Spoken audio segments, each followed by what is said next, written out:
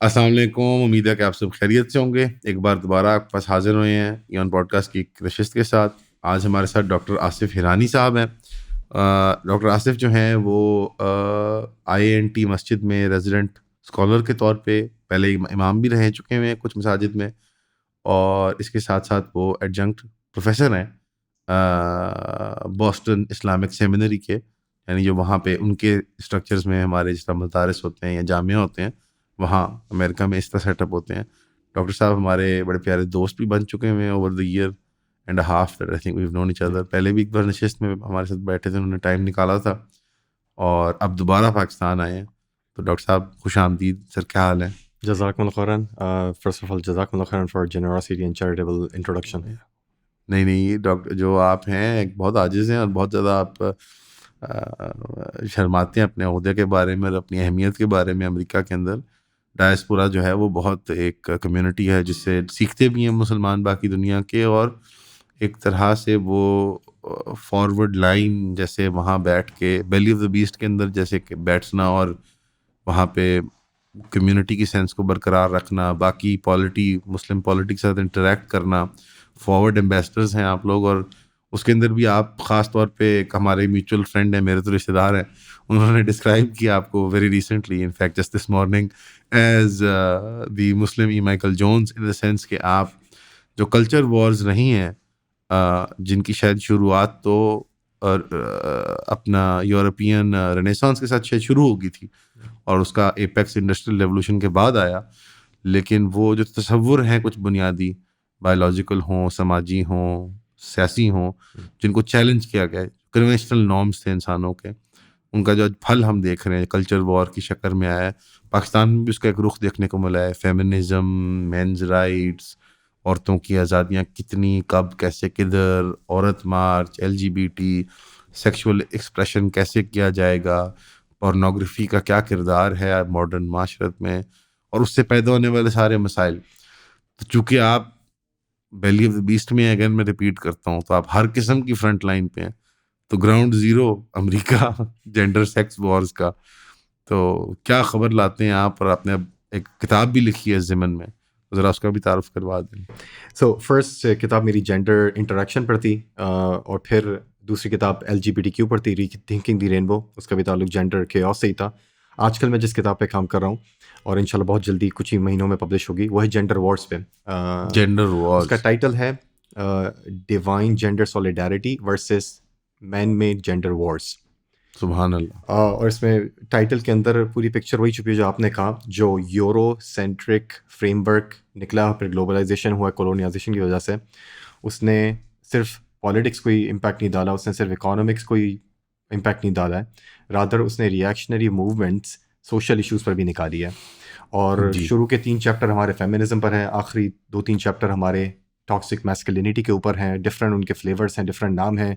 Social media की वजह से उन्होंने कभी स्टेरॉइड्स लिए हुए होते हैं। हाँ, अब तो लगता है कि वाजिब है। वो तो जैसे बताते हैं कि कितने नैनो डेसीलीटर अगर तुम्हारा टेस्टोस्टेरोन गिर जाए तो तुमने प्लास्टिक को हाथ नहीं लगाना। मुझे इतनी शर्म आती है कि जब वो रिसीट देते हैं ATM कार्ड की, तो मैं उसको डरता हूँ हाथ नहीं लगाना, इसमें वो माइक्रो प्लास्टिक्स हैं और पता नहीं क्या। तो या वो ऑब्सेसिव हद तक जो मैं परफॉर्मेटिव में कहूँगा मैस्कुलिनिटी को ले गए हैं, जो कि फेमिनिज्म का ही हमजाद है, दे आर उसका टू ही डिफरेंट हमजाद है साइड्स ऑफ वो द सेम कॉइन। वो उसी का हमजाद बेसिकली बनता है एब्सोल्युटली। कि आप जो हैं वो उसमें men going their own way, मिगटाओ थी, अब रेड पिल, जो नए या बच्चे हैं उनमें रेड या पिल है। शुरुआत इसकी वो फोरम्स पे ही होगी, पुराने 4chan, रेडिट वगैरह। फिर जब ये सोशल मीडिया फेसबुक वगैरह अरूज पे आई, इसकी एक लड़ी वो इंसेल्स की शक्ल में बनी जिन्होंने मैस शूटिंग्स की एब्सोल्युटली एब्सोल्युटली। कि भाई हम तो सेक्सुअल मार्केट के अंदर फेवरेबल नहीं है। उसकी फिर SMV expression, sexual market value. हाँ, उसके ग्राफ। फिर ये अब इसकी एक फॉर्म आई हुई है लुक्स मैक्सिंग, कि आप जबड़े को और अपनी चीक बोन्स को कैसे आप वो अपनी मैस्टिकेशन और चूइंग और उसके जरिए आप अपने पूरे स्कल स्ट्रक्चर को चेंज कर लें। फिर यूजेनिक्स की इसमें बातें आना शुरू हो गई कि कुछ नस्लें और कुछ कौमें जो हैं वो they are cursed to never be sexually valuable. या और वो एक सेक्स के ही जाविये से पूरी दुनिया का, इनकी पॉलिटिक्स भी अब सेक्स है। इसका एपेक्स निक फुएंटेस साहब खुद है। जी जी निक फुएंटेस की तहरीक जो है वो कंजर्वेटिविज्म, इंसेल या मेल फेमिनिज्म का, उसको मेल फेमिनिज्म कहते हैं, या मेनिनिज्म का, इस तहरीक का, उसका वो कंजर्वेटिज्म का इजहार है उनका। इसमें Absolutely. होमोसेक्सुअलिटी भी फॉर एग्जांपल एक्सेप्टेबल है। बड़ी अजीब सी कंजर्वेटिविज्म है Yeah, नहीं। yeah, इसके अंदर फरीज भी कंजर्वेटिव होते हैं, जो लोग ये जूफिलिया में एंगेज करते हैं। yeah. इसके अंदर होमोसेक्सुअल्स भी कंजर्वेटिव होते हैं, ट्रांस कंजर्वेटिव्स भी पैदा हुए इससे। या अब ये होता ही है कि जब सोशल मीडिया पे हम लोग सरफेस स्क्रैच करते हैं तो रिएक्शन बहुत सारे आपको मिलेंगे। हर इन्फ्लुएंसर आपको या फेमिनिज्म साइड पे मिलेगा, जो जेंडर पे बात कर रहा है मैस्कुलिनिटी साइड पे मिलेगा, और ये वर्ड्स को बढ़ाता है, एक्सट्रीमिज्म थ्राइव्स। इस किताब में मैंने ये किया है कि instead of scratching the surface I went into okay, what are the assumptions, metaphysical assumptions, which feminism or toxic masculinity have? So instead of saying पहली वेव आई, सेकेंड वेव आई, थर्ड वेव आई, fourth wave आई, इसमें problems थे जो कि हर book करती है या हर academic करेगा। मैंने थोड़ा टाइम लगाया, और क्योंकि अब फ्रॉम इस्लामिकली डीकंस्ट्रक्ट किया, फिर इवेंचुअली कंस्ट्रक्शन की इस्लामिक एंगल पे। तो 7 to 8, जिसको मैंने अपनी किताब के अंदर अकीदा कहा है, लेकिन वो मेटाफिजिकल अजम्पशन है। अकायद है। या तो assumption, metaphysical assumption क्या जी, है? अकायद और है, okay. absolutely, और अगर वो समझ में आ जाए तो you can easily deconstruct instead of just scratching the surface and saying you are bad or you are bad. तो otherwise नहीं करना है, sympathetic approach रखनी है। इंसान है, हमारे भाई बहन Yeah, है। even if you're talking about feminism, one of the mistakes I have seen in influencer, and you tell me about, because I don't know about Pakistani dawa scene, कि आप जब feminism पे बात करते हैं तो usually एक तनकीदी मिजाज होता है, sympathetic approach नहीं होती है। मैंने उनसे फिर पूछा कि लाइक सर आपने क्या बात करनी है, तो उन्होंने मुझे जवाब दिया कि मैं आपके साथ चाहता हूँ। I then tried hash for the first time when I was 15 years old and वो भी उसी दोस्त के साथ किया था जिसने सिगरेट पिलाई थी पहली दफ़ा, और मज़े की बात ये है कि वो दोनों नहीं पीता। उस शख्स को भी पता था मुझे तकलीफ है, जिसको मैं भाइयों की तरह मानती हूँ, उसने मेरे साथ ये किया। सुबह सुबह जो स्पाया पढ़ने जाते हैं, हम गए, मैं उनको सुना रही हूँ अली बे, उन्होंने एकदम से मुझे ऐसे पकड़ा, उन्होंने मुझे लिप्स पे किस कर लिया।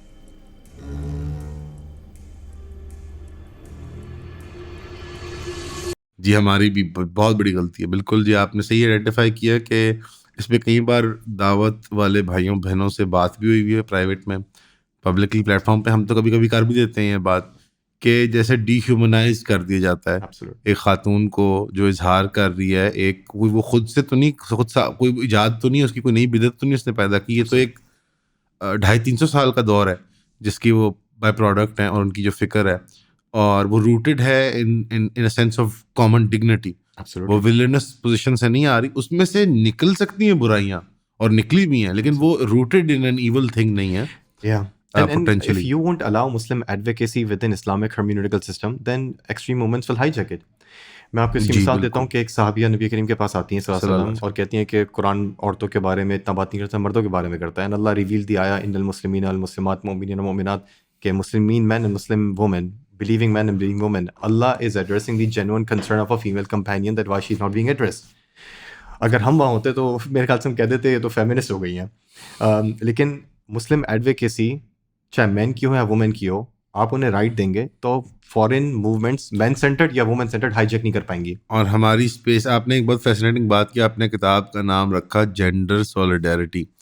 इसमें आपने, जैसे आपने कहा ना कि मैंने मेटाफिजिकल पोजीशंस को आइडेंटिफाई किया, सो कॉल्ड अकायद को, ताकि मैं डीकंस्ट्रक्ट और फिर रिकंस्ट्रक्ट करूं इस्लामिक इमेज में इसको, तो बेहतर हो जाए, रादर दैन कि मैं हिस्ट्री ऑफ एक बोरिंग सी बताऊंगी, पहले ये था, फिर ये था, जूडिथ बटलर आई, फिर बाकर आया, फिर शाकिर आया।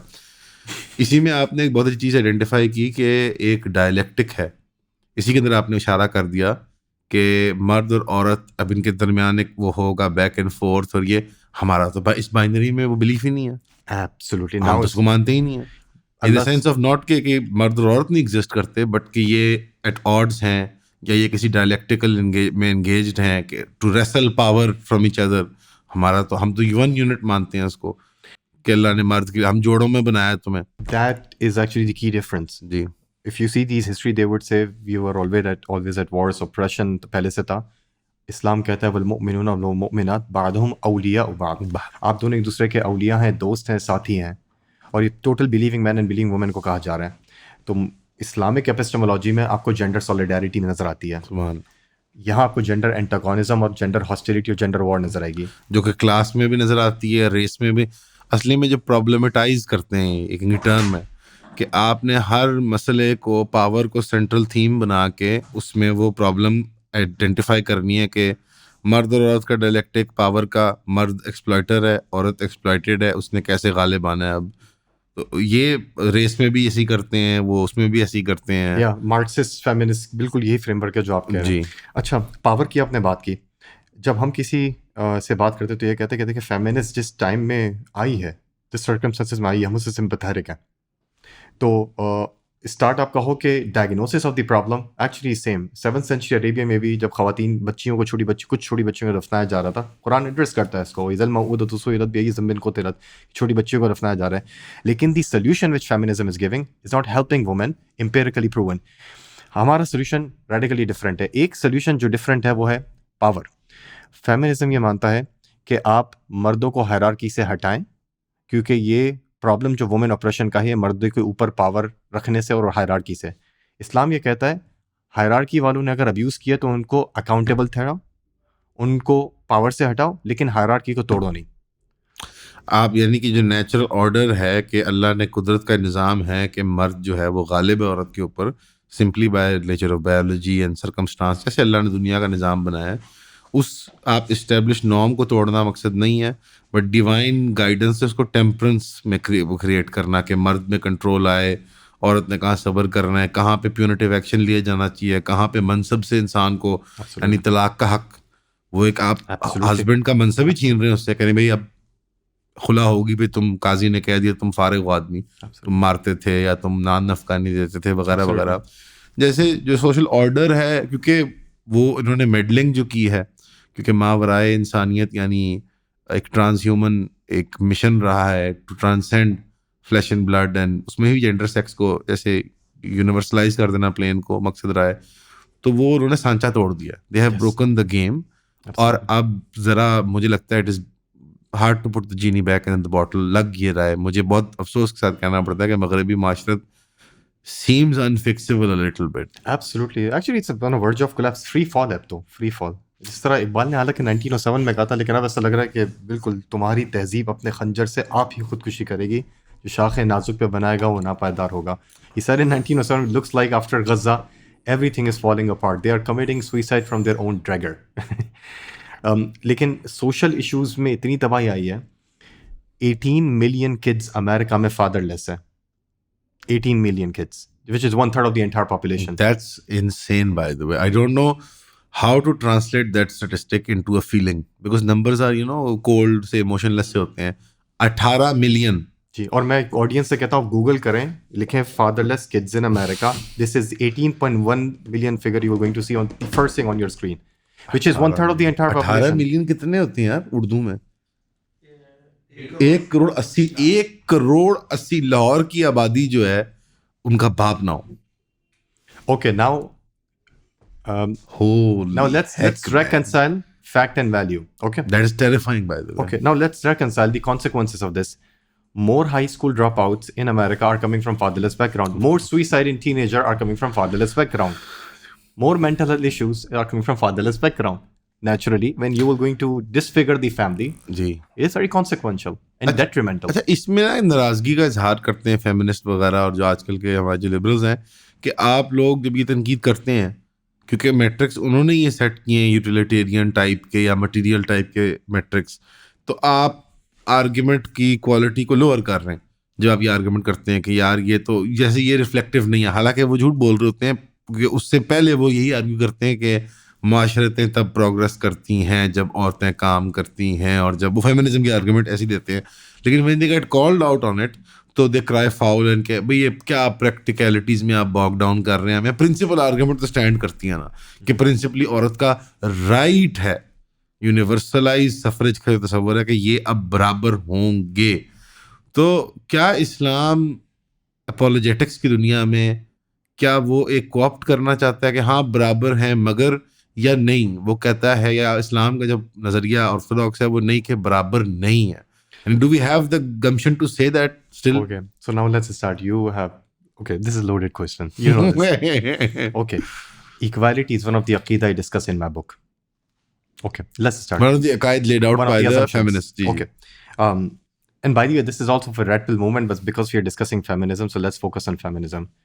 What do we mean by equality? Let's decide equality between what? If we say equality as a general thing without specifying it, it can be zulm if you will treat two unequal as equal. Can we say Netanyahu and that 2-year child which was bombed in Palestine are equal because equality is a good thing without putting any parameters? Then this is zulm on that 2-year-old child, isn't it? तो equality को पहले आपको specify करना होगा, आपको qualify qualifiers करना लगाने होगा। होंगे। अच्छा, हम दो किस्म की इक्वालिटी को बोलते हैं, एक है लीगल इक्वालिटी, एक है लेजिस्लेटिव इक्वालिटी। लीगल इक्वालिटी में मर्द और औरत, काला और गोरा, हम सब बराबर हैं और उसमें हमें प्राइड लेनी चाहिए कि अल्हम्दुलिल्लाह इस्लाम ने ऐसी इक्वालिटी का हुक्म दिया है कि बिलाल और अब्दुर्रहमान इब्न औफ दोनों बराबर हैं, और ये लीगल इक्वालिटी है जो मसावात वगैरह की जो बात होती है। लेकिन एक है legislative equality, especially between man and women, because we are talking about gender roles. Legislative equality, कुछ रोल्स अल्लाह ताला ने हमें इक्वालिटी की बुनियाद पे दिए हैं, लेकिन कुछ रोल अल्लाह ताला ने हमें कॉम्प्लीमेंट्री नेचर के दिए, ना कि इगैलिटेरियन नेचर के दिए हैं। और यहाँ ये वो पिल है जो कि हमारे कुछ ऑडियंस को शायद डाइजेस्ट ना हो कि ऐसे कैसे हो, कि वो इक्वालिटी पैराडाइम अब पे ग्रीन देखना। पिल कहेंगे, इसको क्या कहेंगे अब? आप बस क्या इसको कहेंगे? पैनाडोल कह लें। but that's a reality. Madani नुस्खा है ये। Yeah, but that's a reality people need to accept. Like, for example, 3 years back, I remember in America, one non-Muslim sister, when I was giving them tour of the masjid, they Yes. asked me why sisters are praying behind and why men is praying up front. Because I thought Islam is all about equality. I said, gender roles, Islam sometimes give focus on equality, sometimes Islam give focus on complementary. Here, Islam prioritizes modesty more than equality. Yes. And that's why these rules were given. So to say equality is a blanket statement, you might end up confusing yourself interpreting certain hadith and ayat, because Bishak. equality is not a virtue. Whatever Allah says, that's a virtue. And that's also an important point. For us, virtue is defined by Allah and His Messenger. It's very important. Equality in and of itself will be virtue if Allah and His Messenger said so. So this is also one of the metaphysical assumptions which we need to correct. यहाँ पे आपने एक basically correction किया है कि जो आमतौर पे हमारे जहन में चल रही होती है विदाउट इवन सब कॉन्शियसली चल रही होती है, बिकॉज हम उस लिबरल माशरत में पलते बढ़ते हैं, उस ऑर्डर को तस्लीम करते हैं। तो द आइडिया दैट इंसानी हकूक़ यूनिवर्सलाइज्ड हैं और वो यूनिवर्सल हैं और ज़मान और मकान की कोई उन पे कैद नहीं है, कोई उसमें क्वालिफायर और प्रीकर्सर नहीं है, a man is a man, वो सारी जो एक वो जो उसका एक आप कह लें बैगेज है। तो जब उस बैगेज को हम रीड इनटू करते हैं कुरान और हदीस के अंदर, तो ये अखज़ करते हैं कि चले फिर अब इक्वल है तो अब चलें बराबर खड़ा कर दें नमाज में इनको। तो आपने इसको टेम्पर किया कि नहीं, रिवर्स इंजीनियर नहीं होगा, अल्लाह का हुक्म आएगा, वो एक खैर के तौर पर तस्वर किया जाएगा, वो बिल इत्तेफाक क्या अल्लाह की मेहरबानी है कि वो रेजोनेट भी करेगा इंसानों के साथ, और उसी से फिर गुड एंड बैड का पैमाना वो तय होगा। दो चीज़ें और ऐड कर दूं, ये आया कहाँ से? ये आपको अभी आपने शुरू में जैसे किया था ना, ये जॉन लॉक के स्टेटमेंट्स आया जी। ये सारे इज़म्स जो पोस्ट एनलाइटमेंट इज़म्स हैं, सारे सेक्युलर लिबरल वर्ल्ड ऑर्डर्स हैं। जॉन लॉक ने कहा था we all are created equal. Now, whether he used biblical reference or not, there is a huge thesis and antithesis and synthesis were on. But this generic statement have caused so much issue that equality have become aqidah and assumption of this. One other example which will help our audience to understand why Muslim women have to take hijab and Muslim guy doesn't have to take hijab. Their body parts, they have different requirements to cover themselves up. जी बिल्कुल। It's because औरा फर्क है जी हमारा। absolutely, we don't believe in equality. We believe in the divine justice. And here again, Allah subhanahu wa ta'ala prioritizes modesty more than equality because that's more virtuous here, because Allah said so. What can be rational reason? One of the rational reason is that Allah subhanahu wa ta'ala have given a reflection of His divine attribute, Jamal, beauty, to both the genders but more to women. And Allah subhanahu wa ta'ala have given reflection of His divine attribute, Jalal, might, to both genders but more to men. And when Allah is giving you one thing extra, then Allah will ask you to be more accountable to take care of that thing extra. So that's why there is more restriction on men, how he uses his physical power in jihad and all these things. And there is special requirements for the woman, how she uses jamal. So it completely makes sense. Unless your fitra is corrupted by these isms and analogies, then obviously... ये आपने बहुत अच्छी बात कर दी कि यहाँ जिक्र कर दिया फितरा की करप्शन, क्योंकि फेमिनिज्म का जहाँ पे एक पहिया है, इस गाड़ी का दूसरा पहिया भी है, बिकॉज ये है एक डायलेक्टिकल। ये जैसे वो पेगन है ना, वो फोर्सेस का वो दो लव और स्ट्राइफ, और जैसे इस तरफ यहाँ जो दूसरा इसका हिस्सा है ना, वो ये है जो रिस्पॉन्स आया है। Yeah. men going their own way, Yes. Red pill, body building कर लो, टेस्टोस्टेरोन ले लो, गैम्बलिंग कर लो. ये क्रिप्टो करेंसीज की राइज भी इसमें से निकली है, लोग माने या ना माने. ऑडियंस कम से कम इसकी बेटिंग एप्स का जो राइज हुआ है इससे निकला है. गेट रिच क्विक स्कीम्स, मर्दों के अंदर इसकी मजीद डिज़ायर. हमेशा से मर्द माल जो है वो ख़वातीन की ख्वाहिश में ही उसका इजाफा, यानी अपने घर वालों का उसके लिए, बट अब एक्सेलरेट हो गया है. और इसके कोर में आपने कहा कि अगर फितरत बिगड़ी भी ना हो तो क्या मुश्तरक चीज़ है जो फितरत को बिगाड़ी यहाँ पे? क्या वो ये पोर्नोग्राफी और ये सेक्सुअल मार्केट का एक्सप्लोड करना ही नहीं है? बहुत सारी चीज़ें इंक्लूडिंग सेक्सुअल रेवोल्यूशन जो पोस्ट 1960 आया, जिसमें आपने पोर्नोग्राफी तो रीसेंट डेवलपमेंट है. प्ले बॉय मैगजीन 60s में आना शुरू होते जो सेक्सुअल रेवोल्यूशन को समझ उन्होंने रेल पे लगाया है. सेक्सुअल रेवोल्यूशन ने 3 काम किए थे. इसका ताल्लुक सेकेंड वेव फेमिनिज्म से है और उसके बाद से मैस्कुलिनिटी मूवमेंट्स भी आना शुरू हुई है, रिएक्शनरी मूवमेंट्स, कि सारी चीज़ रिएक्शन अच्छा, है. पहली मैस्कुलिन मूवमेंट्स 18वीं 19वीं सदी में आ गई थी सॉर्ट ऑफ. अच्छा, फेमिनिन मूवमेंट्स पे सबका इत्तेफाक है, सारे सोशल साइंटिस्ट का. मैंने जितनी भी रिसर्च की मैस्कुलिन मूवमेंट्स पे किसी का कोई इत्तेफाक नहीं है. इत्तेफाक नहीं है. लेकिन फेमिनिन मूवमेंट्स शुरुआत ही मसाजिनी ऑफ यूरोपियन मैन से हुई थी. ये तो सबको पता है. Witch hunt movement 17th century में आई थी. औरतों पे यूरोप के अंदर चुड़ैल लगा के इल्ज़ाम लगाए थे. 80,000 वुमेन को यूरोप के अंदर बर्न किया था. इतनी ज़्यादा औरतें जादूकारी थी. इल्ज़ाम तो ये लगा था.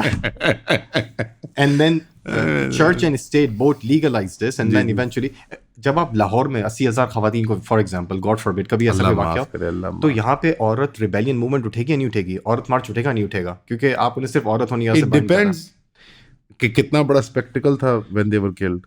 या अगर बहुत डरावना था तो फिर तो कोई मूवमेंट नहीं उठेगी. Yeah, let's come back to the podcast. बताएं I think यार, you are sorry. going in a different नहीं, direction. I completely agree with you that अच्छा इसमें अच्छा, just one second.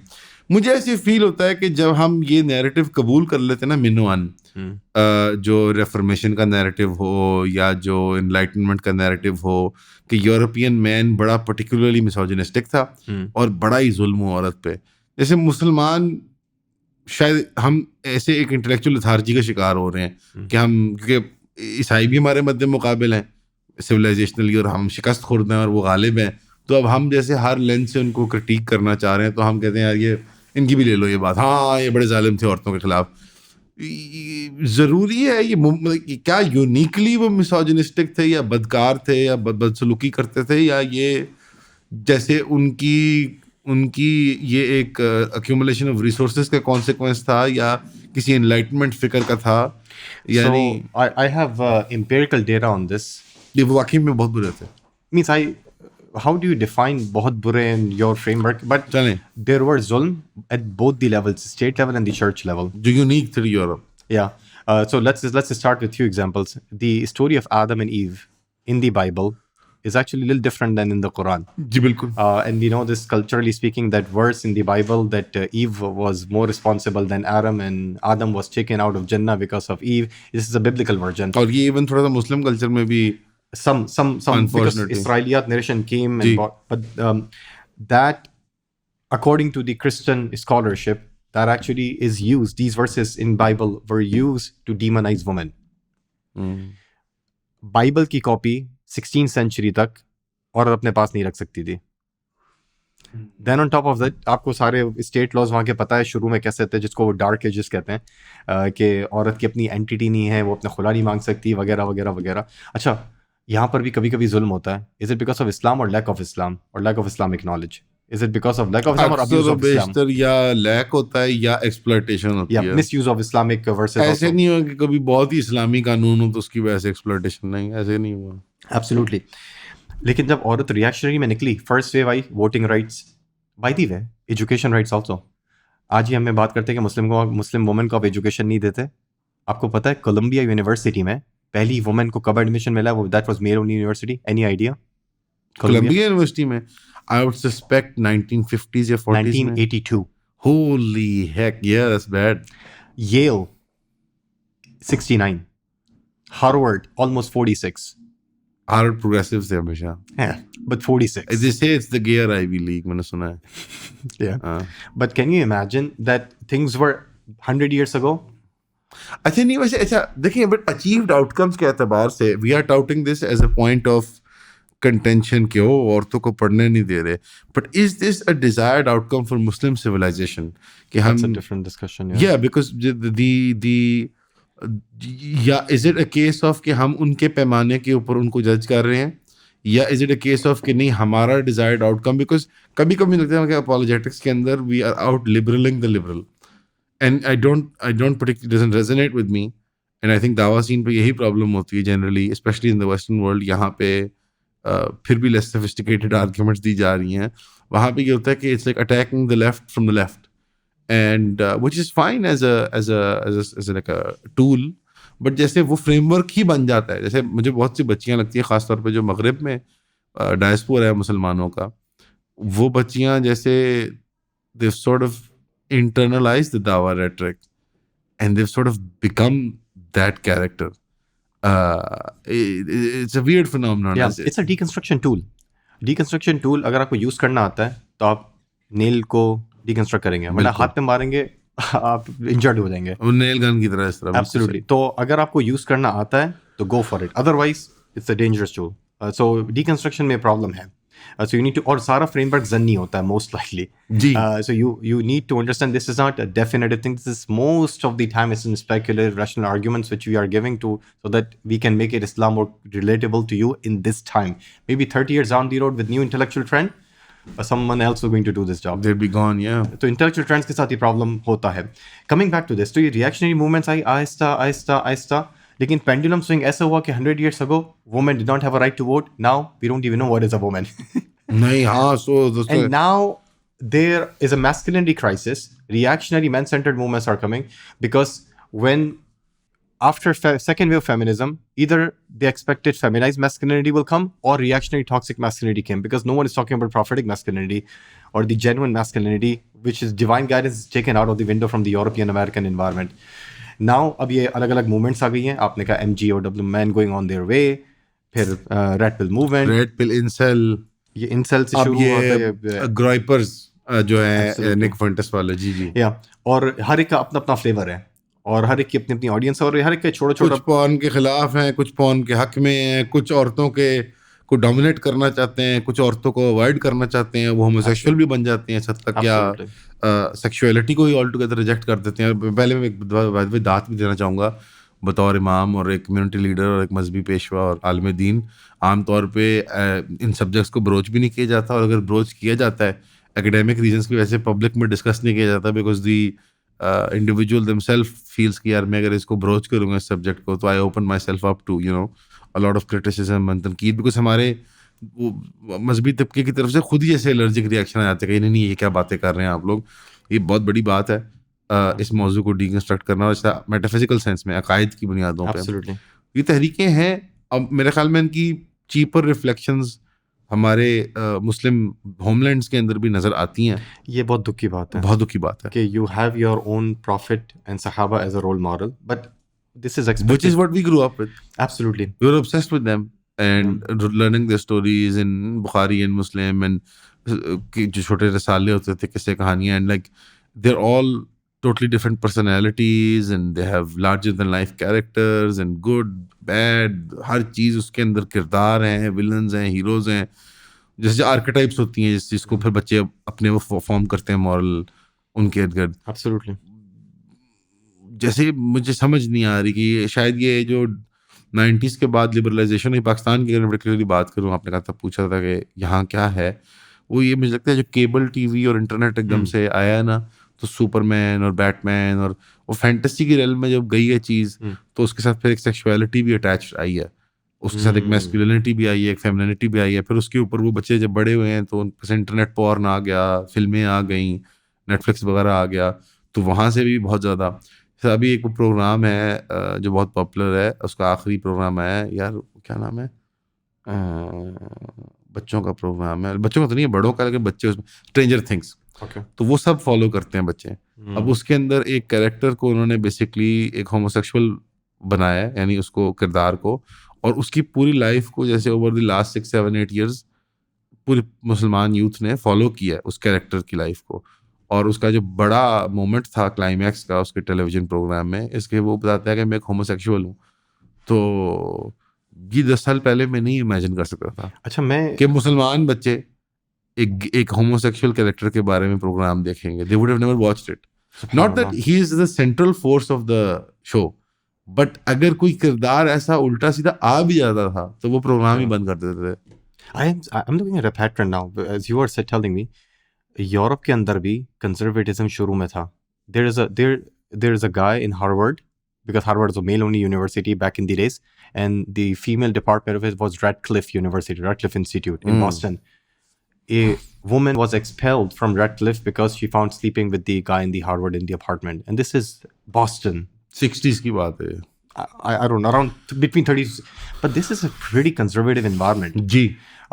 What happened means I can tell you the perspective of the America, and I would love to find out कि पाकिस्तान में ये हो रहा है नहीं हो रहा है. 1960 में सेक्सुअल रेवोल्यूशन आता है तकरीबन वेस्टर्न कंट्रीज में. सेक्स, रिप्रोडक्शन एंड मैरिज, ये 3 चीज़ें जो जुड़ी हुई होती हैं, और इसके ऊपर डिवाइन गाइडेंस की लट लगी होती है. डिवाइन गाइडेंस को तो चर्च में आपने बंद कर दिया. तो सेक्स, रिप्रोडक्शन, फैमिली तीनों अलग हो जाते हैं. 1960 के बाद बर्थ कंट्रोल पे ला जाती है, सेक्स, रिप्रोडक्शन अलग हो जाता है. फिर सेक्स और फैमिली आहिस्ता आहिस्ता रिलीजियस से सोशल चीज़ बन जाती है, सोशल से पर्सनल चॉइस बन जाती है. सेक्स को फिर कंसेंट से कनेक्ट कर दिया जाता है, मनी से. अब तो बस लव भी इसमें नहीं है, क्योंकि पॉर्न स्टार्स में लव कहाँ होता है, वो तो मनी कमा रहे होते हैं. तो sex is basically just connected to some consent which is very subjective. How do you define consent? तो सेक्स बेसिकली बहुत ही मीनिंगलेस चीज़ हो गई है. जैसे फूड, जैसे उबर ईट्स है, या जैसे टेक आउट है. Absolutely. It's a very consumeristic thing. It's just a take-out menu, ठीक है. Yeah, like pornography is just like McDonald's by the way. Pornography नहीं, both आपने are, बात की इसमें क़यामत मुज़मिर है. yeah, ये both are हम हंसी unhealthy. तो आ रही है बात करते हुए, लेकिन ये बहुत टेरिफाइंग बात आपने की है और ये हकीकत है. Absolutely. The Absolutely. fact that my fingertips I can access millions and millions and millions and millions and millions of different human beings in a Both are sexual unhealthy. context. Both are capitalist enterprise who wants to Poison capitalize and monetize And your poison desires. children. कहते तो हैं fast food वाले कि we don't target children, कहते तो हैं porn वाले, but वो यूआई डिज़ाइन जो है, जो इंटरेक्टिबिलिटी है, जो खूबसूरती है, वो साफ ज़ाहिर है बच्चों को टारगेट किया जा रहा है. Absolutely. सबसे जो गलीबल पॉपुलेशन होती है. एंड अगर आप बच्चे को 6-7 साल की उम्र में पकड़ लें तो वो सारी उम्र जो है, जहाँ तक मेरा मुताला है, अब मुझे बड़ा, जो हमारे दोस्त हैं कॉमन, इन्होंने बड़ा इसमें मुझे तारुफ भी दिया इस चीज़ का, योर ब्रेन ऑन पॉर्न, और बहुत सारे लोगों ने काम किए हैं.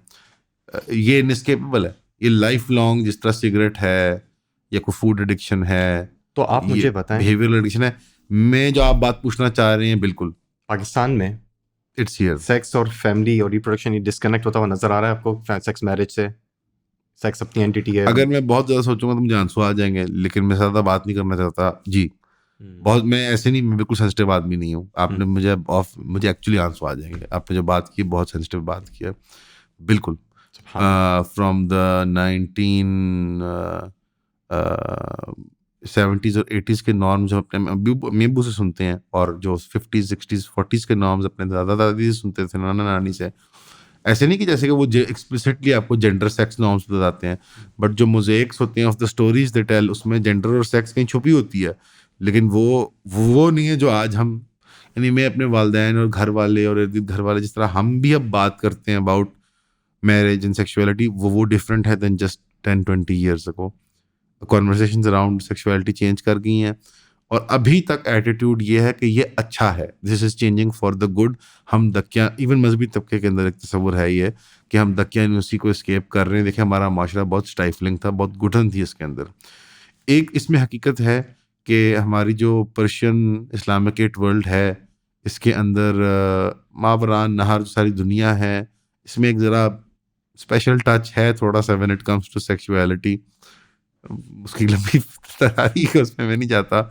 हमारी एक और ही किस्म की एक वो है, हया और पर्दे के स्टैंडर्ड्स हैं जो थोड़े से शायद बाकी में एबनॉर्मल भी हैं, फितरत से शायद थोड़े से डिपार्चर है इंसानी, लेकिन उसके बावजूद वो एक सेम्बलेंस ऑफ ए फंक्शनल माशरत को होल्ड अप करते थे. सेम्बलेंस क्या, बहुत ही एक थ्राइविंग माशरत को. मुगल थे यहाँ पे, और कितने ताजो तख्त चले हैं यहाँ पे मुसलमानों के. वो जो लेगेसी इंस्टीट्यूशंस थे, वो नहीं बाकी रहे. तो अब आपसे मैं टफ सवाल पूछता हूँ. एक सवाल, अमेरिका के अंदर अब ये सेक्सुअल रेवोल्यूशन है 1960 बाय द में। वे मैं like I want to have my cake and eat it too. मुश्किल सवाल का जवाब देना मुझे बहुत बुरा लगता है। अच्छा नहीं, मैं आपको अपने फिगर बताता हूँ कि 1960 के अंदर जब सेक्सुअल रेवोल्यूशन आया तो इंग्लैंड के अंदर उस वक्त 9% बच्चे बगैर शादी के पैदा हो रहे थे।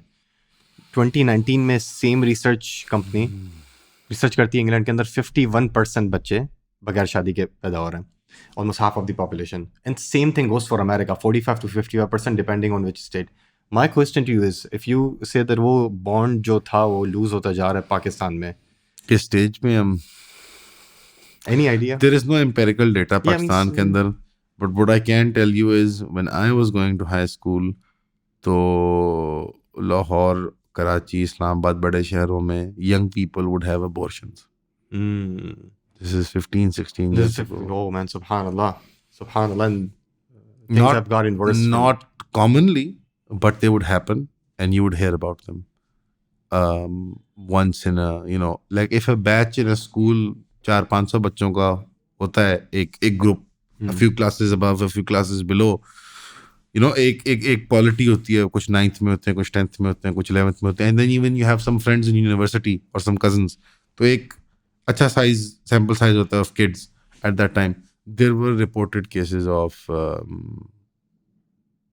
Subhanallah. abortions and rushed marriages, because at the end of the day मुसलमान माशरत है. Again, bad sample size because मैं upper class private schools में जा रहा था और मेरे दोस्त वगैरह भी उस दुनिया के थे. बट अब जो मैंने यूनिवर्सिटी के बाद मदरसे के अंदर और उसके बाद जो प्रोफेशनल लाइफ में, क्योंकि मेरी क्लाइंटेल रियल एस्टेट में प्राइमरीली मिडिल क्लास थी, Okay. और मैं ऑपरेट भी सबर्ब्स में कर रहा था, जो नए न्यू डेवलपमेंट Yeah, जहाँ yeah. पे होती हैं, so younger couples, younger people are moving out there.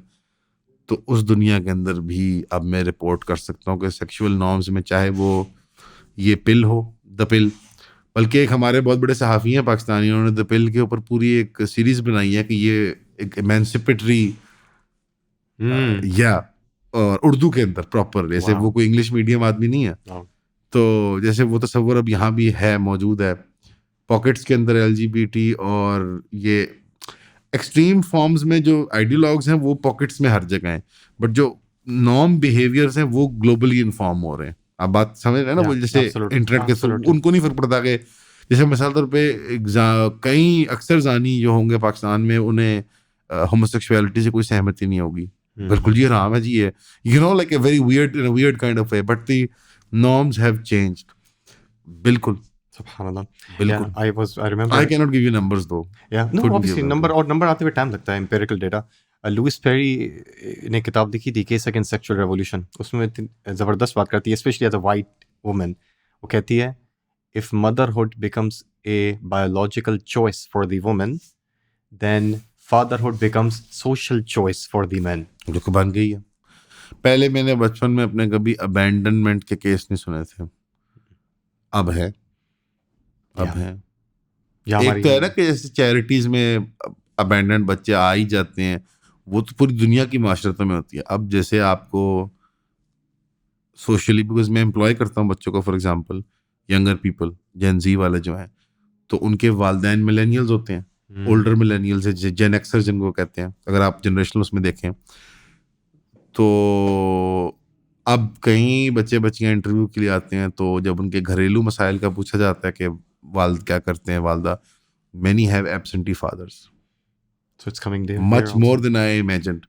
और हमारे यहाँ एब्सेंटी फादर ऐसे नहीं होता कि वो बच्चा ज़िना से पैदा हुआ होता है, वो पैदा निकाह से ही हुआ होता है, but the father chooses to, so वो शादी का टूटना भी एक निशानी है. हमारे यहाँ कम से कम अल्लाह का फजल है, ये नहीं अभी रिपोर्ट होता मुझे कि ये ज़िना से पैदा हुआ बच्चा. कभी रिपोर्ट अभी इतना बुरा नहीं हुआ कि लोग फखरिया या पब्लिकली बताएं ये, बट निकाह से ही पैदा हुए होते हैं, मियाँ बीवी होते हैं, माँ बाप, बच्चे पैदा हो जाते हैं, लेकिन टूट बहुत रही हैं शादियाँ, और टूटने का बायस यही सेक्सुअल प्रोक्लेविटीज हैं. और भी रीजन है, लेकिन ये बहुत बड़ा रीजन है. नहीं, अब आज के दौर में तो मेजर फैक्टर यही है, सेक्सुअल प्रोक्लेविटीज हैं और बिहेवियर्स हैं. और इसमें एक अजीब पहलू है बच्चों की अबैंडनमेंट का. वो इसलिए मुझे इंडिकेट करता है कि it is from the sexual behaviours, because कोई बाप अपने बच्चों को अबैंडन तो नहीं करता, तलाक लेके भी बच्चे तो उसके ही हैं. तो वो परवर्जन को इंडिकेट करती है कि दे हैव बिकम परवर्ट्स. या वो ये है। हाइपर इंडिविजुअलिज्म की वजह से रिस्पॉन्सिबिलिटी और ये जो सोशल चॉइस वाला एलिमेंट है ना, ये तब, वरना बाप बच्चों को छोड़ता नहीं है ना, माँ बच्चों को छोड़ती है तलाक के बावजूद। दे वांट टू नान नफका दें, ख्याल रखें, औलाद तो उसी की है ना। ये जो जज्बात है ना, ये आ चुके हैं। I many cases, many kids in the interview, oh I haven't met my father, या हमारे पापा दूर रहते हैं, या हमारे वालिद साहब वो फलाने शहर में रहते हैं, हम कभी कभी मिलते हैं। ये बहुत नॉर्मल है पाकिस्तान के लिए, एटलीस्ट फ्रॉम माई चाइल्डहुड। हाँ। तो इट हैज़, तो मिलेनियल्स और जेन एक्स में एक झलक है। अब जेन जी का टाइम है, they are 24 That's your 25 favorite right now. generation, if I'm not mistaken. Oh, I love them. Love them to death. They, Got you, right? yeah, they have a lot of the aesthetically they're very same. फर्क I don't know behaviorally क्या, but aesthetics उनके सारे same है. As Gen Z is the first generation जहाँ मैं कहता हूँ कि 1-to-1 उनके aesthetics ग्लोबल यूथ के साथ मैच करते हैं. 1-to-1 aesthetics उनके, आदात की मैं नहीं बात कर सकता. एस्थेटिक्स उनके, फैशन हो, कल्चरल कंजम्पशंस हो, खाना पीना चॉइसेस हो, म्यूजिक चॉइसेस हो, टेस्ट इन कल्चरल सब सेम है. यानी मिसाल तौर पर पाकिस्तान के अंदर रामेन रेस्टोरेंट्स होते हैं सिर्फ इन बच्चों के लिए. मेरा ख्याल है कोई अडल्ट रामेन नहीं खाता, नूडल्स नहीं खाता होगा पूरे पाकिस्तान में. ये बच्चे खाते हैं. There are restaurants that charge not like $5-10, like $30-40 equivalent, Wow. वो ramen, because they eat, because Korean culture, Japanese culture, वो एनिमे देखते हैं, वो कोरियन ड्रामा देखते हैं, सेम उसमें रिफ्लेक्ट होगा आपको. म्यूजिक और मतलब they have their own music. से पहले जब हम छोटे थे तो we would have the music जो बड़ों को आता था. Do you know what I mean? Yeah. There was no youth oriented, like there was youthful music, Yeah. but it was for everybody. यानी जुनैद जमशेद है तो जुनैद जमशेद है, स्ट्रिंग्स है तो स्ट्रिंग्स है, क्लासिक्स हैं तो क्लासिक्स हैं, वो सब सुनते हैं. Yeah. आई कुड नॉट, तुम्हें नाम आते हैं जेनजी के? जेनजी के अपने म्यूजिशियंस हैं, Wow. They only they listen to. फिर सारे ब्रांड्स झुकते हैं उनके लिए. यानी अगर जूतियों वाला है तो वो, अगर बोतलों वाला है तो वो, अगर कपड़ों वाला है तो वो, उसको पता है कि ये पूरी अलग मार्केट. तो I can say now this, ये मेरे पास सब्जेक्टिव एविडेंस है, बट ये मतलब मैं ओवरवेलमिंग बता रहा हूँ. 1-to-1 मैच करते हैं. तो अगर एस्थेटिक्स मैच कर रहे हैं तो शायद बिहेवियर्स भी कर रहे हैं. Allah Alam. Well, it's very, very ये scary. बहुत खौफनाक Very बात है. scary. They have become much more vulgar than before. गंदी बातें कर लेते हैं आपस में और कमेंट में भी लिखते हैं अपनी प्रोफाइल से. उसके अलावा एक जो एडिट चीज़ें सारे सोशल मीडिया पे हैं, बट कोई भी अब सिर्फ सोशल, आपको याद है आप और मैं जब शुरू में थे, everybody was on social media passively. यानी हम अपने अम्मी अब्बू को ऐड करते थे, बहन भाइयों को, whatever. Everyone is a content creator. Yes. Because it's the capitalism, they will see you either as a product or investor or a consumer. So you're not selling yourself. नहीं. Everyone is a content creator. ये this is like trademark 2026 quote मेरा आप ले लें, nobody cares, but like you know what I mean. हर बच्चा Salman content creator है कि नहीं है? ये sarcastically नहीं कह रहा मैं. Everybody, what is a content creator? Somebody who makes content and puts it on social media. Everybody is making content. So वो इंटरेक्शन है ना, वो भी चल रही है, दी फीडबैक वाली इंटरेक्शन. तो उनके जिम की ख्वाहिशात, और वो जिस तरह वो आर्नल्ड श्वार्ज़नेगर नहीं बनना चाहते, रॉनी कोलमैन नहीं बनना चाहते, बॉडी बिल्डिंग इसलिए नहीं कर रहे वो They're just selling aesthetic- themselves. जैसे एक वो है, एक आइडियलिज्म है कि ये बनना है, ऐसे करना है, कि ये अचीव करना है, इतना ये करना है. यानी पता जो रॉनी कोलमैन बनना चाहता था 80s और 90s में, वो फेस में एक्टिंग नहीं करता था. You know what I mean? Yeah. Is a very specific goal in mind. सब कंटेंट क्रिएटर हैं, एवरीबॉडी. आप कभी किसी कमेंटर की खोलिएगा कमेंट्स में, अगर यहाँ पे कमेंट सेक्शन में उनकी प्रोफाइल खोलिएगा, सारों की पब्लिक होगी और सारों की कम से कम 1 दर्जन पोस्ट होंगे. How many years we had Facebooks and 0 posts, 0 pictures of ourselves. मेरा मोबाइल खोलना है, there's like no picture of me in it. You know what I mean? There's no picture of my family. Why would I take pictures? Who am I sending them to? But they all have pictures of them. I think an average Gen Z के बच्चे के upwards of 10,000 pictures होंगी in their phone. हाँ, of Wow. themselves and their friends and family. And सब aesthetic pictures लेना चाहते हैं, not because they're artists or anything, but because commercialized artistry, you know, pictures of the sun, pictures of the to soft moon. porn. It's all porn. All of it's porn. Instagram porn at this point. सारा Instagram porn at this point. अब पाकिस्तान का content, India का content, मुसलमान बच्चे, गैर मुस्लिम बच्चे are mostly doing porn. तो वैसे कॉमेडी भी करते हैं, सब कुछ करते हैं, पॉलिटिकल कमेंट्री भी करते हैं, but the bulk of it is soft sexual invitation, marketability, aesthetics के नाम पे. And it's detrimental for their mental health in future. I think most of them, I teach a class of children, for example, they're not Gen Z, they're worse. उनमें कुछ channel alpha के बच्चे भी हैं. They're from the ages of 7 or 8 to 14 and 15. I think the eldest are 15. None of them have read any storybooks. Subhanallah. I don't even mean वो whodunit novel नहीं होते, murder mysteries, वो भी नहीं पढ़े हुए. हैरी पॉटर नहीं पढ़ा हुआ, लॉर्ड ऑफ द रिंग्स नहीं पढ़ा हुआ, सीक्रेट 7 नहीं पढ़ा, बच्चों वाली किताबें नहीं पढ़ी हुई. Forget books. They haven't red story books, Urdu में ना अंग्रेजी में. एक क्लास में none of them can sit still in the class. Class सिर्फ घंटे की होती है. None of the children. Can you imagine going to an extra class tuition in the evening and being late to it? It's impossible to be late to class. Right? Do you remember? Remember बचपन ना? वो तो You be beat by your parents, by the teacher, by every kid is late to class. The best kids, जो front bench वाले होते हैं, they are late to class. yeah. To an extra class, to a tuition that your parents have paid for in the evening. Yeah, subhanallah. So the environment is, society is completely derailing. Gen Z and Alpha are the target, और वो salvageable हैं. Alpha more than Z because they are still children. But Z में भी मैं मायूस आदमी नहीं हूँ, बिल्कुल कतई नहीं करता. I think anybody can change at any point in their life, इंशाल्लाह. और they need help बहुत क्विकली, बिकॉज ये हो चुका है जो आप अभी हम डिस्कस कर रहे हैं ना.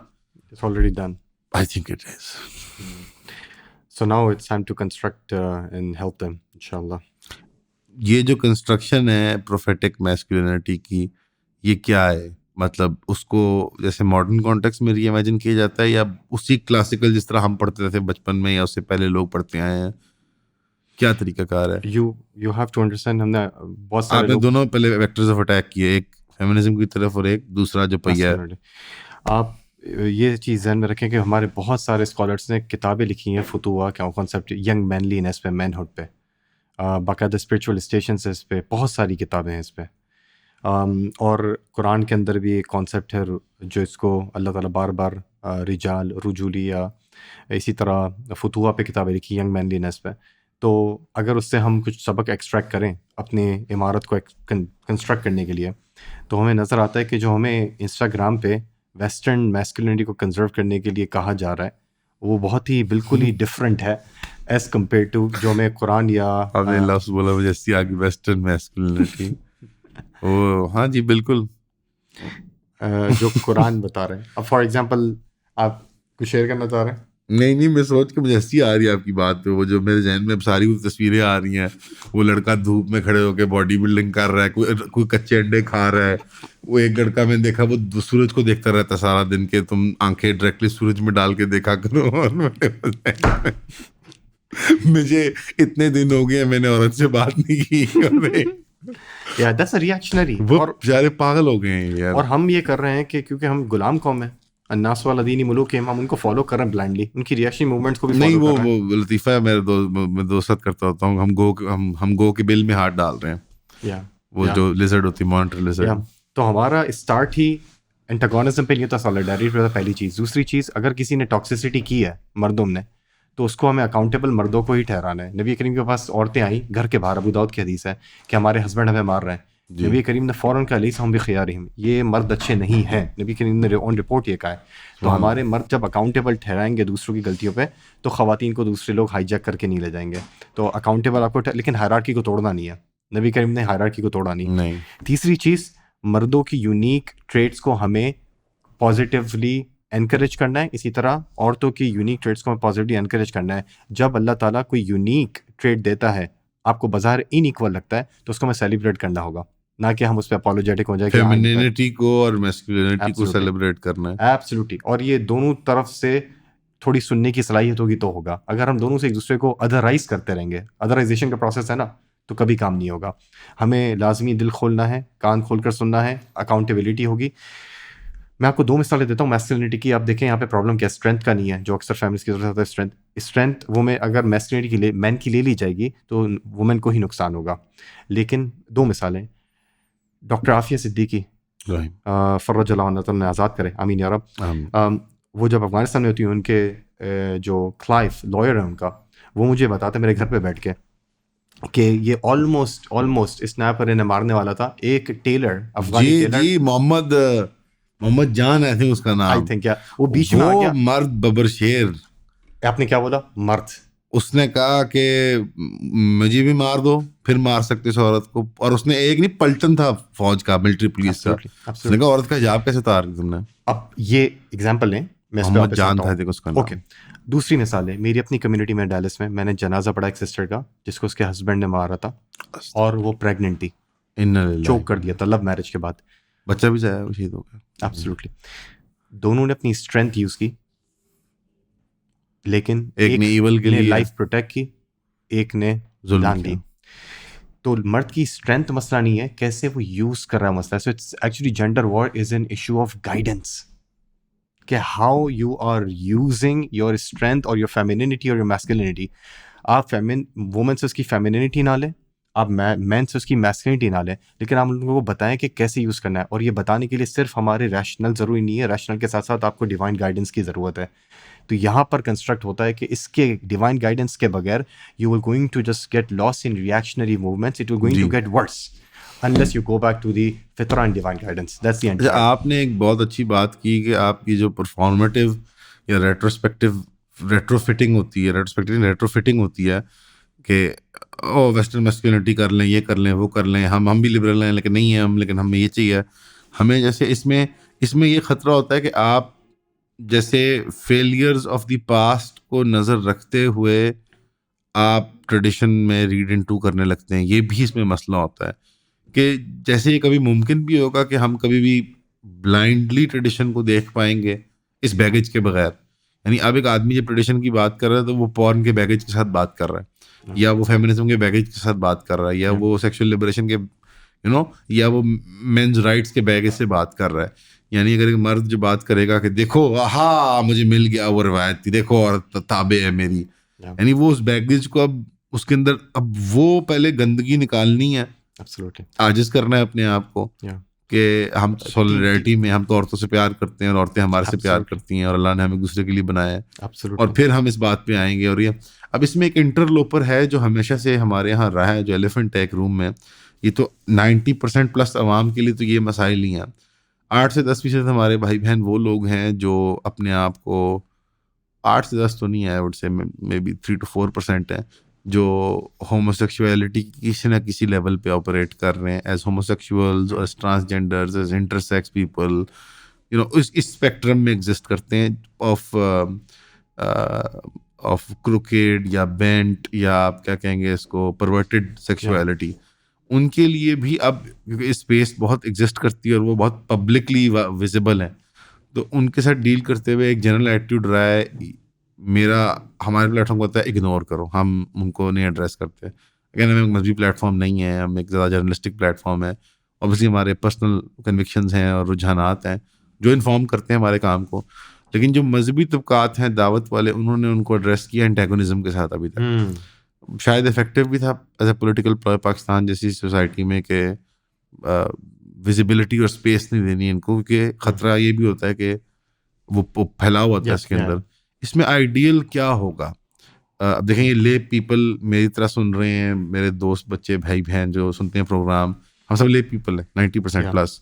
तो इसमें क्या तरीकाकार होगा कि आपकी गिर्द की विसिनिटी में school, college, public platforms, social media, family में unfortunately what is the way to approach this? Is blissful ignorance, don't ask, don't tell, aggression,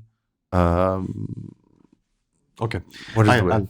Okay, there are two aspects we'll cover, inshallah. One is we need to differentiate between three things: feelings, action, identity. Feelings, action, identity. If Sahi. you are feeling that you are attracted towards opposite gender or same gender, that's just the feeling. You won't get a sense. If you'll be patient, you will get more reward than me and you. Okay. Second is if you are acting on the same sex, like you are doing, whether indulging in gay or lesbian or these acts, then still there is a chance for tawbah for you. You can do tawbah and come back. गुनाह कर करके आप Yeah. उसे आगे But then if you identify with your desire, that's where the problem comes. So each and every step is going to be dealt separately. There have to be a separate group which deals with the influencers within LGBTQ. वो तो अलग मसला है. Yeah. मैंने influencer को तो हाथ And you said it rightly that there is a need for polemics for उनको जैसे पुट डाउन करना और Absolutely. खत्म करना इस मामले को. But then, if individual is struggling, and most of the people are actually in that category, I have met because I wrote a book, so many people emailed me that I'm Privately. struggling with same-sex attraction. How can you help? And it's a serious concern. You do not demonize them, otherwise you are hurting them. It's like a person, your friend is doing zina because he cannot or she cannot control the desires. The worst thing you can do is to push them away. They will actually fall. You need to grab them. So sincere strugglers को हमें प्यार मोहब्बत करके करीब लाना है ताकि वो छोड़ें. ज्यादा करीब मत लाइएगा. नहीं और जो इन्फ्लुएंसर्स हैं उनको हमें जस्टिस के साथ डील करना है, मर्सी के साथ नहीं. लेकिन अगर सिंसियर स्ट्रगलर्स के साथ भी हमने टोन वही रखी है तो आप उन्हें या तो कोई और हाईजैक करके ले जाएगा या वो कभी तौबा करने के काबिल नहीं होंगे. उन्हें आपको प्यार मोहब्बत से, कंपैशन से उन्हें वापस लाना है. जब लूत अलैहिस्सलाम की कौम पे फरिश्ते अज़ाब लाते हैं तो अल्लाह ताला इब्राहिम अलैहिस्सलाम को के बारे में बयान करते हैं कि वो फरिश्तों से युजादिलूना, वो फरिश्तों से डिबेट करते हैं कि क्यों इनकी कौम पे अज़ाब ला रहे हो, इब्राहिम अलैहिस्सलाम. तो एक ह्यूमन कंपैशन होता है. आप एक शख्स को गुनाह से देख रहे हैं तो आप उसे गुनाह से बचाने की कोशिश हाँ, वो करें तलाश इंशाल्लाह. करते हैं जैसे एक भी आदमी मिल जाए किसी काम का इस माशरत में. नहीं, आपकी बात दुरुस्त है. प्राइवेट कैपेसिटी में it is one other ball, is a whole other ball game. And जो द पब्लिक इन्फ्लुएंसर टाइप्स वो तो रेलीगेट कर दिया ना, वो साइड पे कर दिया. That's not a given a conversation because वहाँ पे एक वो रोड स्कॉलर जनाब फलाना यूएसएड, वो तो जैसे बिल्कुल ही फिफ्थ कॉलम है. उसमें तो वो तो स्टार्ट ही from a place of disingenuity करता है. वहाँ तो बात नहीं हमने करनी. वहाँ पे कानून जो हथकंडा है ठीक है करो, ख़त्म करो विद ग्रेस विद जस्टिस. उसमें भी मतलब इफरात तफरीत नहीं करनी आपने, वो नहीं करना. But Absolutely. लेकिन जो ये है प्राइवेट स्फीयर के अंदर, is it psychotherapy, is it sex addiction type, या जिस तरह पॉर्न एडिक्शन से जैसे थेरेपी, या इस्लामिक थेरेपी, या इस तरह के भी कैरेक्टर्स मार्केट में आ गए Yeah. जो मजहबी बुनियादों पे थेरेपाइज करते हैं लोगों को. Yeah. अगेन मेरी एक बहुत डीप मिसट्रस्ट है एज अ ले पर्सन के, ये थेरेपी क्या है, ये क्या कहानी है, ये क्यों करना है, अपने प्राइवेट सिंस लोगों को क्यों बताने हैं, what is the way forward. Because आइम्मा का और पीर खानों का वो अनफॉर्चुनेटली नहीं रहा. You know, role. because IMA So- is focusing on fiqh, which is जी. important, but it's not their domain. We have to be very clear. I think west में इसमें बहुत काम हो रहा है. हमारे दोस्त वगैरह बहुत सारे इस पे काम कर रहे हैं. मुबीन वेद है, डॉक्टर शरीफ है. Doctor Sharif is one. यानी resources exist. Dr. Sharif is considered as one of the authority on LGBTQ Dr. topics. Sharif? Dr. Carl Sharif. Carl Sharif Carl Sharif. माशाल्लाह कन्वर्ट है. Means it is a long story, but Chale, you can mashallah. say he's from half Egyptian, half American. सुभान. And he is considered as authority on this topic from a Muslim community in America. So I would say benefit from these people. And then at the same time, there are therapists in Muslim community, at least in America, I know, who Are help- trained to deal with who are this. trained to deal with lesbians and gays. I think you need a support group at this point. And at the same time, people who are struggling, but at the same time, they were able to control their desires and they would move on and live the normal life. And You can do this. Attitude privacy का ही होना चाहिए पहली दो stages में. Absolutely. Identity- Feeling or action में. अच्छा, identity में तो बस पर आप तो जैसे इन्फ्लुएंसर बन गए because there is no one who publicly identifies except that they are also an influencer. Otherwise Why do you identify with your feelings? So yeah, I like women. I don't identify with that. Like that's not my marker. के मैं हर वक्त औरतों के बारे में सोच रहा होता हूँ. Like what is that? You know, what is silly? And people know that मैं जानवरों से obsessed हूँ. Pets and डंगरों. I don't मेरी कोई प्रोफाइल में तो नहीं लिखा होगा कि मुझे डंगर जानवर पसंद है और मुझे इतने मेरे पास इतने कुत्ते हैं इतनी बिल्लियां हैं इसी मतलब like what a strange I am a human full human being मेरी पर्सनैलिटी है एंड ऑल। तो पहले तो एस्पेक्ट्स में privacy is of utmost importance. Yeah. यानी ये एक तस्वुर भी है या कुछ मजहबी तबके में मैंने देखा है यहाँ पे कि वो उसको ओपन करते हैं कि नहीं उनकी फीलिंग्स हैं उनसे बात की जाए और ये वो तो ठीक है लेकिन जैसे वो उसको एक पब्लिक डोमेन का मसला बनाना चाहते हैं। या नहीं as क्या long ये as- बाकी गुनाहों की तरह इसका वही सलूक होगा कि जिसकी बात ना की जाए क्योंकि अभी तो जुडिशरी नहीं है, अभी तो हम बात कर रहे हैं इनफॉर्मली सोशली? या इनफॉर्मली बात कर रहे हैं कि जिस तरह आप एक जानी से डिस्कस करते हैं और जानी आपका दोस्त है, आप उससे ज़िना से रोकने की कोशिश करते हैं, अभी आप इसे ऐसे ही ट्रीट करेंगे क्योंकि we don't have any jurisdiction कि हम उस पर वहाँ पे दीगर चीज़ अप्लाई करें। तो पहले फीलिंग्स पर और एक्शंस पर हमारा मामला ये होगा, बल्कि उसको मोटिवेट करना है कि if you will come back, if you able to control, you will get more reward than a normal heterosexual, because homosexual is facing 2 challenges। बेशक। तो आपको इस तरह की मोटिवेशन क्या रास्ता ये होना चाहिए to try to normalize them into marriage over time? इस पे डिसएग्रीमेंट है थेरेपिस्ट का, so I don't want to go into the field where it's not my domain, Sure, but from लूत अलैहि सलाम ही offered the daughters of his nation to, so there's a clear कि example. निकाह हो जाए आपके Yeah, इनसे। and I know personally on the record, the people who were gay for most of their life, they repented and now they are married With to opposite children. gender with children and they are happy. So Mashallah. when Lut alayhi salam can, but at the same time, तो नबी तो गलत बात कर ही नहीं सकता। absolutely, but there are therapists, Muslim therapists, who come up with different theories. So don't try to oversimplify, but there are examples. Try to follow Dr. Khal Sharif, try to follow Mubin Vaid. These people have written tons of material on this, and inshallah you will get benefit, inshallah. लुबिल बाब ये कि मगरबी तहजीब की पैदा करदा culture Wars जो कि कैपिटलिज्म का जिन पे तड़का भी लगा हुआ है, एक मनी मशीन भी उसके साथ अटैच्ड है, वो एक दूसरे को जिंदा रखती हैं, दोनों एंड्स ऑफ द स्पेक्ट्रम उनकी।